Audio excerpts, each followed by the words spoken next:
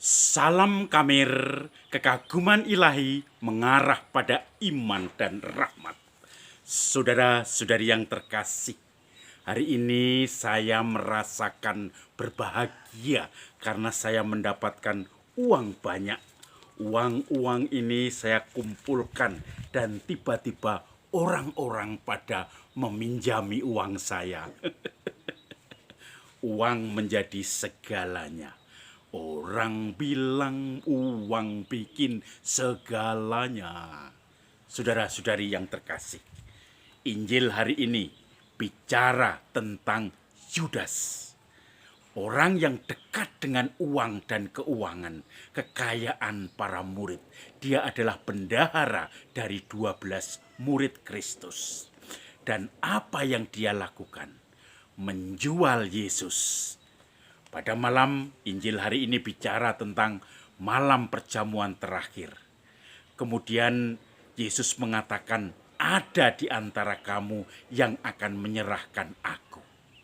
Maka Petrus bertanya dan menyuruh kepada Yohanes, murid yang dikasih Yesus, tanyakan siapa orang itu. Lalu Yesus menjawab, orang yang setelah aku mencelupkan roti ini, kuberikan roti kepadanya.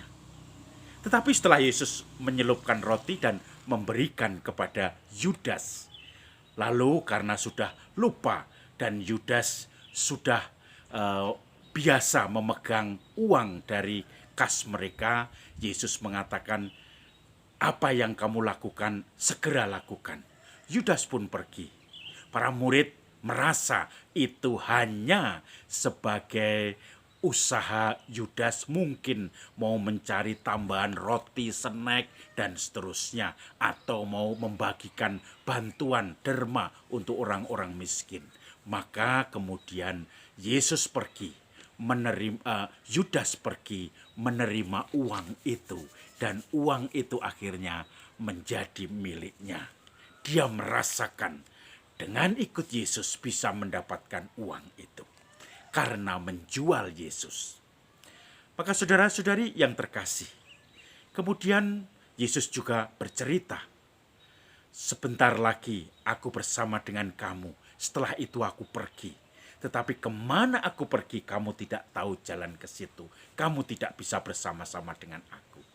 Lalu Petrus yang seakan-akan bersemangat mengatakan, Guru, kemana engkau pergi? Kenapa kami tidak bisa ikut? Lalu Petrus juga mengatakan, aku akan mati demi engkau. Yesus mengatakan, malam ini sebelum ayam berkokok pagi ini, engkau akan menyangkal aku 3 kali. Saudara-saudari yang terkasih, uang bisa membeli segalanya. Saya prihatin kadang-kadang kemarin ketika Minggu Palma ada seorang wartawan yang datang ke paroki. Dan kemudian wartawan itu mewawancarai salah satu umat dan sekretariat, petugas sekretariat kami. Setelah wawancara panjang lebar tentang Minggu Palma, Pekan Suci, ujungnya adalah minta uang kalau mau dimuat semuanya. Maka dikatakan kami tidak punya anggaran. Padahal tugas itu adalah mewartakan. Mungkin dia wartawan palsu, wartawan pudrek, wartawan yang tidak benar-benar hanya mencari uang saja. Maka kadang uang bisa menggelapkan mata.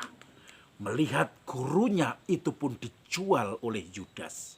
Dan kemudian saudara-saudari yang terkasih, kadang orang juga terlalu berani mengatakan, aku siap bertanggung jawab.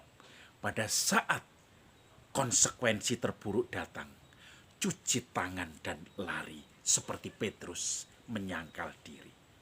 Maka 2 hal saat ini yang bisa kita belajar. Apakah ikut serta kita pada jalan salib Yesus karena seperti Yudas, uang, sehingga kita mencari keuntungan dari kisah sengsara Yesus, dari apa yang kita peluk iman kita. Atau di sisi lain, kita merasa hebat, pahlawan seperti Petrus, rela mati demi Kristus. Tetapi ketika kesulitan sedikit, kita lari, kita menyerah, kita mengkhianati orang-orang yang sudah menyemangati, membantu kita. Dan disitulah kita menjadi pecundang. Maka mari kita masa pekan suci ini akan memasuki Trihari Suci. Kita akan menguatkan pengharapan dan iman kita. Kita sudah diberi di depan mata kita kesengsaraan salib. Agar dalam kesetiaannya kita bisa bangkit bersama Kristus. Bukan karena uang, tetapi karena iman, kepercayaan, dan kasih Tuhan yang sudah melingkupi kita. Salam Kamir, kekaguman ilahi mengarah pada iman dan rahmat.